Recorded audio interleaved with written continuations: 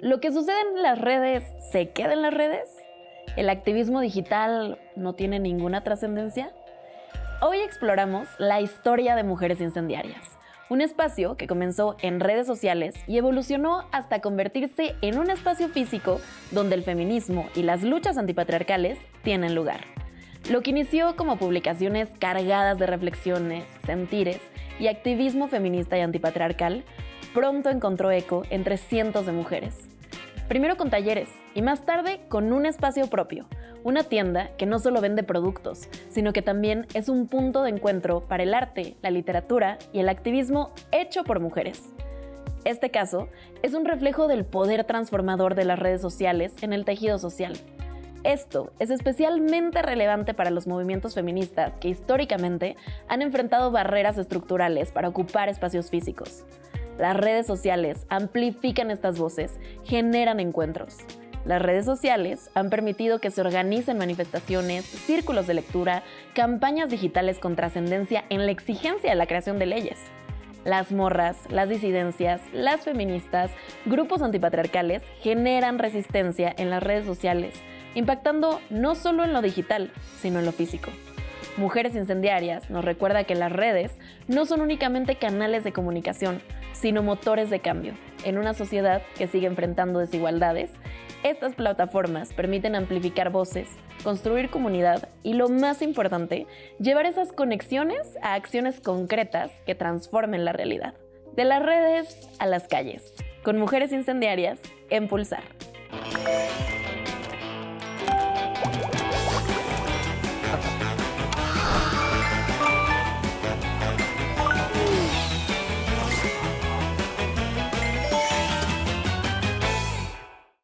Bienvenidos a Pulsar. Ya estamos con la persona, o una de las personas, ya nos contará, detrás de Mujeres Incendiarias, Regina Gómez, profesora, feminista, activista, creadora de contenido, quien nos hablará sobre cómo la lucha antipatriarcal se vive y se organiza tanto en lo digital como en lo presencial, ¿no? Regina, bienvenida, ¿cómo estás? Ay, muchas gracias, Sara. Estoy muy contenta de estar aquí, otra vez contigo. Otra vez. Ya han sido múltiples encuentros entre tú y yo, pero me gusta siempre porque creo que nuestras pláticas al final pues siempre van hacia distintos lados, ¿no? Y creo que justo hablar sobre las luchas de mujeres, redes sociales, pues es algo que a mí me atraviesa en la vida y que creo que a ti también, entonces muy contenta siempre de estar en tus espacios. Muchas gracias, también muy contenta de que estés aquí. Cuéntame, ¿cómo nace Mujeres Incendiarias? Porque no sé si tenías planeado lo que soy. No, la verdad es que no. Mujeres Incendiarias yo lo creé en 2018, justo cuando estaba saliendo de la universidad. Como que pues yo estudié en la Facultad de Ciencias Sociales y Políticas de la UNAM y como que siempre me gustaron, bueno, no siempre en realidad, pero el último año me interesaron un montón como los temas de luchas de mujeres, feminismos, tal. Y me acuerdo que pues empecé a leer un montón, eso sí es real, siempre fui bastante ñoña en la escuela. Y como que justo en ese momento me pasaba que leía mucho, como teorías en realidad, pero sentía que no estaban llegando, por así decirlo, o estaban como muy metidas dentro de la academia y la mayoría de la población pues como que no se sentía interpelada por lo que ciertas autoras en la academia estaban diciendo, ¿no? Entonces, como que en ese momento se me ocurrió hacer una plataforma, o sea, un Instagram, en donde yo pudiera pues compartir ciertas cosas que yo también iba reflexionando. Al final también, tanto en la UNAM como en ese momento en el movimiento feminista que estalló también en la UNAM con el feminicidio de Lesbi, o sea, como que varias cosas. Entonces, pues empecé la plataforma de Instagram, pero es verdad que al final Instagram es muy visual. Entonces, yo no soy ilustradora. Siempre me burlo con mis amigas ilustradoras que, o sea, al final yo hago así de que, no sé, una cosa así de que pinto una cosita así y digo, ya soy ilustradora, ¿no? Pero no, en realidad no lo soy. Entonces fue muy bonito porque a la par de que yo escribía cosas, como que justo se lo daba a amigas mías que sí ilustran, o como que chicas que empecé a conocer por redes, ni siquiera eran amigas, porque al 90% de ellas no las conocía, que les decía, hola, oye, ¿qué te parece si sacamos esto juntas? Tú lo ilustras y yo hago el texto, ¿no? Como, queremos hablar sobre este tema, vamos a hacerlo juntas, ¿no? Y fue muy orgánico, en realidad, cómo empezó a crecer tanto la plataforma. Creo que definitivamente el estallido fue en 2020, con la pandemia, que mucha gente estaba en su casa y pues obviamente eso permitió que se visibilizaran muchas cosas que estaban pasando en redes. pero sin dudarlo también fue algo que hice en conjunto con otras compañeras, ¿no? ¿Y cómo haces ese salto de lo digital a lo físico? Pues justo en ese momento en pandemia me acuerdo mucho que me entrevistaron, pues como que tuve varias entrevistas así, igual por Reels, Reels en ese momento no existía, ¿no? Pero era lives. En ese momento estaba muy de moda hacer lives, todo el tiempo hacías lives, ¿no? Entonces me entrevistaban de que, oye, ¿qué piensas de esto? ¿Qué piensas de tal? Claro, porque de verdad teníamos mucho tiempo en ese momento para crear contenido en redes. Y como que esa fue la primera vez que yo dije, bueno, chance podría ser como lanzar un taller, ¿no? O sea, como animarme a decir, bueno, voy a hacer un taller de teorías feministas, de luchas de mujeres. En ese momento solo lo nombré como teorías feministas. Y me acuerdo que dije como, bueno, o sea, la pandemia empezó en 2020, marzo. Y yo el taller lo saqué en enero. Me acuerdo perfecto, enero de 2020. En ese momento yo vivía con mi abuela y dije como, oye, abuela, ¿te parece que pueda hacer un taller aquí en tu casa? Y ella fue como, bueno, pues, o sea, está bien, ¿no? O sea, mi abuela estaba en su cocina viendo su novela mientras nosotros estábamos ahí hablando. Y siento que esa fue la primera vez que yo me di cuenta que, más allá de las redes, o sea, en ese momento no me acuerdo cuántos seguidores tenía, ¿no? Pero yo creo que tendría como 4,000, 3,000, 4,000. Como que sí había personas físicamente atrás del proyecto que estaban escuchando lo que yo estaba diciendo, ¿no? Entonces, pues ese taller, no sé, fueron como unas 20 chicas, que es verdad que la mitad eran amigas mías, pero las otras sí llegaron, o sea, literalmente por la página, ¿no? Entonces, como que ahí dije como, mira. Y ya cuando empieza la pandemia y empieza justo todo este momento muy digitalizado, ¿no? Empecé a hacer todos los talleres por Zoom. Y también como que el tener tiempo, con el privilegio que eso conllevaba, ¿no? De poder decir, bueno, ahora voy a hacer un taller de esto, y ahora de esto, ahora de luchas de mujeres en América Latina, ahora de esto. O sea, como que empecé a construir talleres, por así decirlo teóricamente, cuántas sesiones. Y empecé a sacarlos un montón. Y a la par de eso, una de mis mejores amigas, que se llama Irene, que es española, en ese momento estábamos separadas por la pandemia. Ella ya vivía en México, pero decidió regresarse a España en el momento de la pandemia. Y qué bueno que lo hizo, porque yo al principio le decía, no te preocupes, esto va a durar una semana. Y después, y ella pagando 2 renta años. así de que sin trabajo, ¿no? Pero como que hablábamos un montón todos los días por videollamada y estuvo en casi todos los talleres que di virtuales. Y como que en un momento me dijo como, oye, ¿y no te gustaría tener un espacio físico donde darlos? Y yo le decía, obvio sí, pero pagar una renta literalmente solamente para dar talleres es muy fuerte porque implicaría que yo diera los talleres pues a costos muy altos, cuando siempre he tenido como costos pues bastante accesibles a la mayoría y siempre doy becas y muchas veces los doy gratis. Es como que le dije, no sé qué tanto podría ser viable, pero ella me dijo, pues podrías vender otras cosas, como que ella, su papá, como que siempre había tenido una idea de hacer una librería. Me dijo como, pues podría hacer una librería, podríamos vender quizás como algunas cosas de otras artistas. Es como que ahí empezó a gestionarse esa idea. Y a mí cuando algo se me mete a la cabeza, como que, o sea, como que Y digo, así lo voy a hacer. creaste Mujeres Incendiarias y pasaron A un espacio físico que fue Incendiarias. Entonces, en junio de 2020 empezamos a contactar artistas. O sea, yo me fui a dar vueltas por la ciudad a buscar un local. Encontré el local donde ahora está Incendiarias y fue como, ya está. O sea, le hablé a mis hermanos, mi hermano es arquitecto, el novio de mi hermana también, mi hermana pues le sabe un montón al diseño. Y les dije, a ver, está este local, era una pizzería, ¿creen que hay forma de transformarlo? Y fue como, súper sí, lo podemos hacer tal, tal y tal. Y entonces nosotras abrimos, pues así, el contrato lo firmamos en julio de 2020 y abrimos en septiembre de 2020 en plena pandemia, literal. Y este es un claro ejemplo de cómo lo que estaba sucediendo en las redes ahora tuvo un espacio físico para seguir reflexionando sobre las luchas antipatriarcales y feminismo. Nos vamos a un corte, pero al regresar seguiremos hablando con Regina Gómez de Mujeres Incendiarias sobre cómo pasar de las redes a las calles. Pulsar. Continuamos. Pulsar. Regresamos. ¿Qué cosas que suceden en internet te gustaría que pasaran físicamente?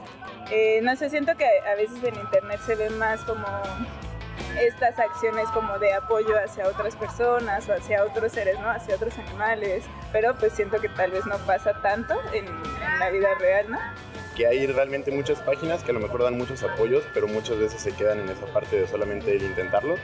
Siento que la parte digital de eso se puede trasladar mucho a lo físico y podría ser de gran ayuda, para aquellas víctimas o personas que están envueltas en ese escenario y no saben cómo expresarlo. ¿Y qué crees que hace falta para que suceda en lo físico y no solo en las redes?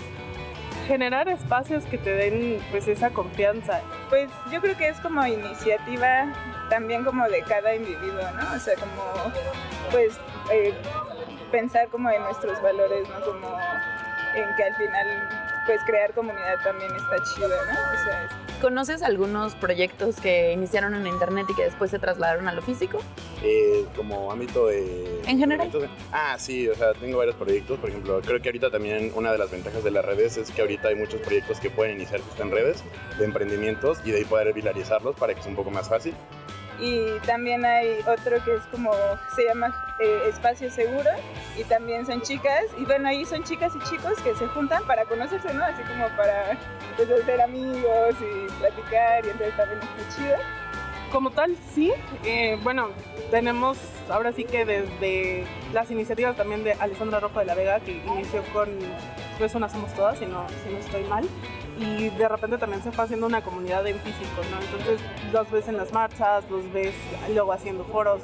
Entonces sí hay como varios, o sea...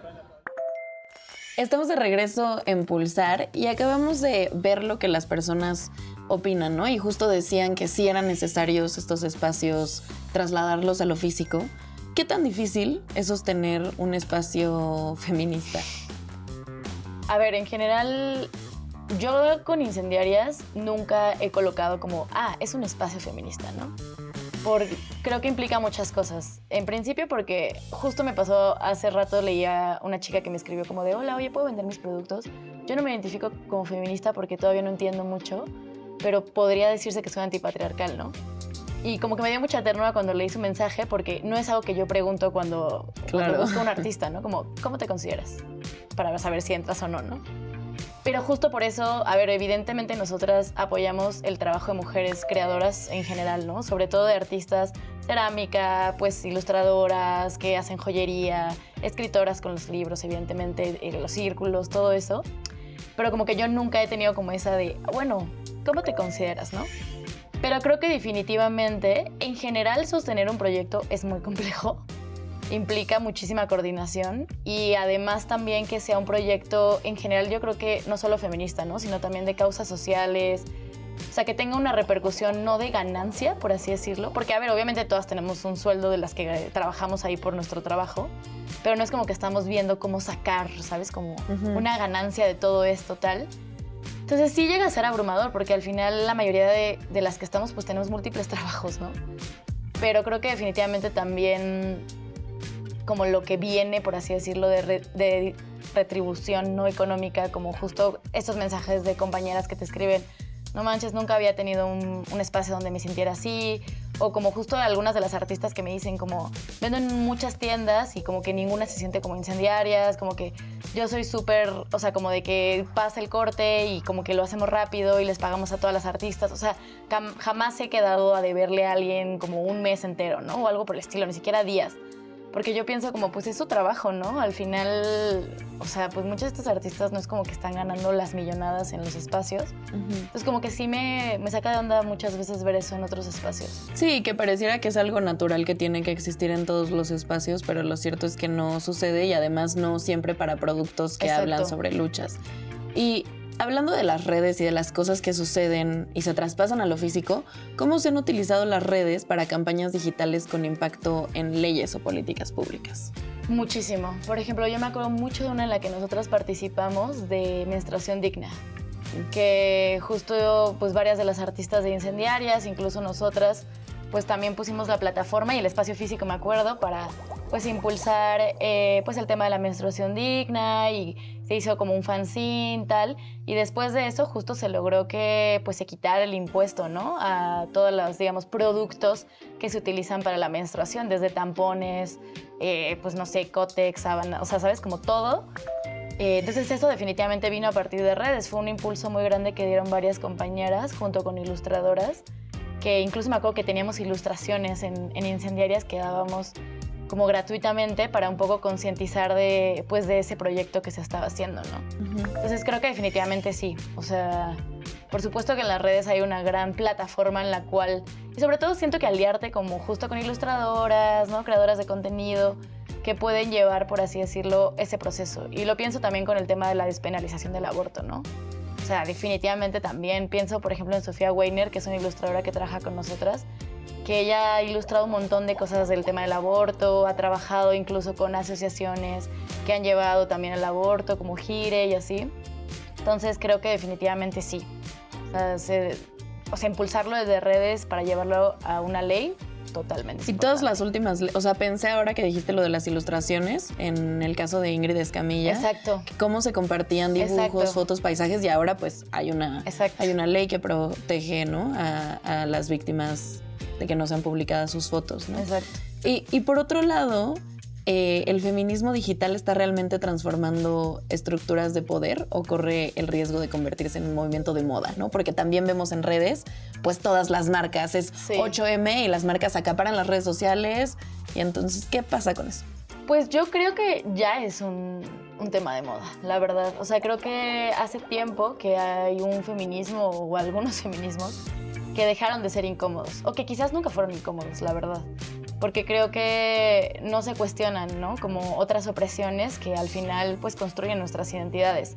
O sea, yo siempre digo, tanto en las clases como en los talleres, ¿no? Que al final las personas pues no solamente nos atraviesa la categoría de género, sino que al final pues ocupamos un lugar en el mundo a partir de nuestro color de piel, nuestra orientación sexual, si vivimos con alguna discapacidad, ¿no? O sea, la religión, obviamente nuestro color de piel, ya lo dije, pero también nuestra clase social.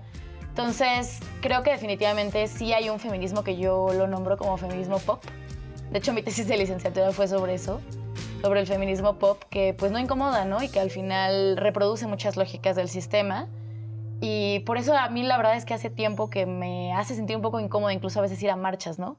Porque pues a veces sí digo como, no sé si tengo algo en común como con ciertas personas que están en esas marchas, ¿no? Entonces sí creo que es complicado porque hay muchas compañeras o compañeros o compañeras que pueden informarse a través de redes sociales, como con ciertas creadoras de contenido, influencers, tal, que colocan el movimiento feminista como algo como muy purpurina, ¿no? Como de, ay, bueno, justo irte a tomar la foto al 8M y ya está, pero no cuestionar absolutamente ninguna de las otras violencias que replicas. Entonces sí, o sea, sí es un riesgo definitivamente. Sí, y por un lado tenemos cosas increíbles como que nos acercan, que se crean leyes, y también por el otro que se superpopulariza el movimiento, no desde un lado de lucha ni resistencia. Nos vamos a un corte, pero al regresar se viene nuestra sección favorita porque Regina nos va a compartir sus contenidos más virales y más funados, así que quédese con nosotros en Pulsar. Pulsar, continuamos. Pulsar, regresamos. Estamos en Pulsar platicando con Regina de Mujeres Incendiarias. Y ahora sí, cuéntame, ¿cuál ha sido tu contenido más funado? Pues creo que justo tiene que ver con la funa.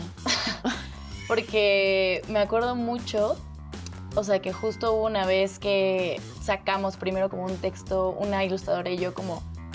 Y después de meter a todos los hombres a la cárcel, ¿qué, no? Como un poco haciendo esta pregunta de, pues dentro de los múltiples sentidos de la justicia, como qué pasa después de una funa, ¿no? Como de una denuncia, tal, y como que si la denuncia por sí sola transforma algo en la sociedad, ¿no?